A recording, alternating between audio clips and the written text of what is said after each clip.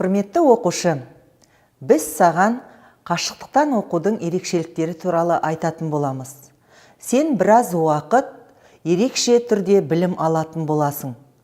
Бұл қалыпты сыныптағы сабақтан өзгеше білім алу түрі. Қашықтықтан оқу кезінде сенің жаныңда мұғалім де, сыныптасың да болмайды. Сен енді үйде отырып, өз бетіңмен оқитын боласың. Бұл оқудың табысты болуы тікелей өзіңе байланысты, және саған бірнеше ережелерді орындауға тура келеді. Компьютер мен смартфон тек ойын үшін емес, енді оқу үшін. Сен компьютер мен смартфонды білім алу үшін қолданатын боласың. Олар арқылы онлайн сабақтарға кіресің, мұғалімнің ұсынған интерактивті тапсырмаларын орындайсың, немесе бейне жазба сабақтарды көретін боласың. Қашықтықтан оқу дегеніміз үнемі компьютердің алдында онлайн отыру деген сөз емес. Қашықтықтан оқу аз мөлшердегі онлайн сабақ, ал көп мөлшердегі сенің жеке оқуың.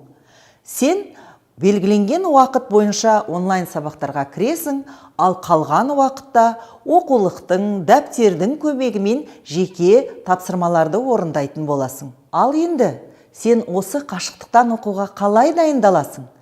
Саған бірнеше кеңестер берейік. Бірінші, мұғалім жіберген онлайн сабақтарын кестесімен таныс. Ата-анаңмен бірлесіп, күн тәртібіңді жоспарла.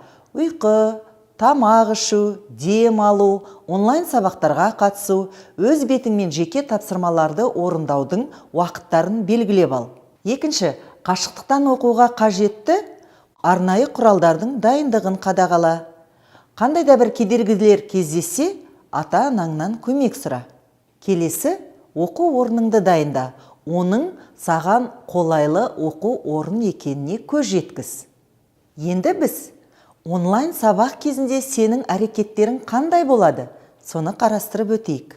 Сенің оқуыңа кедергі келтірмес үшін онлайн сабақтың болатынын отбасы мүшелеріне ескерт.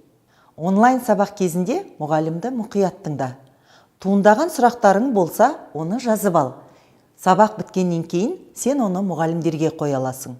Мұғалім талқылауға шақырған кезде белсенді бол, өз ойыңды, сұрақтарыңды ортаға сал.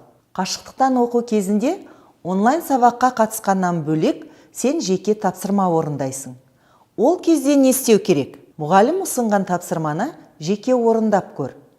Жаңа білімді 1-2 сыныптасыңмен талқыла, және бұл әдісті үнемі қолдануға тырыс. Қандай да бір сұрақтарың, қандай да бір қиындықтар кездесетін болса, мұғалімге хабарлас, кеңес ал.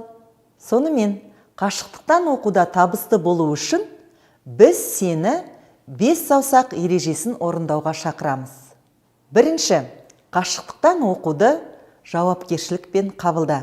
Екінші, мұғалімнің ережелерін орында. Үшінші, сыныптасыңмен, мұғаліммен үнемі байланыста бол.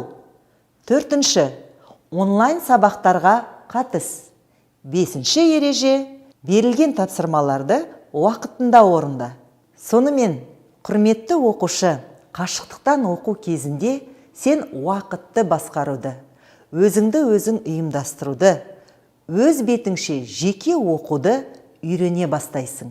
Саған бұл оқуда сәттілік тілейміз.